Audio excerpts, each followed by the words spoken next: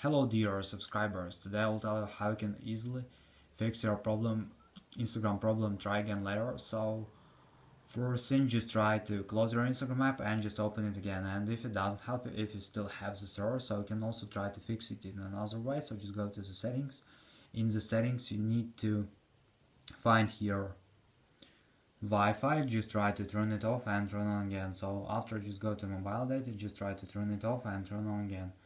So after, you can try to go to the general, just scroll down, just tap on shutdown, slide to power off, wait a second, and just power on your phone again. So just simple restore your phone. And if you still have this error, so you can also just try to update your Instagram. So just go to App Store, just go to search tab, in search tab just write Instagram here.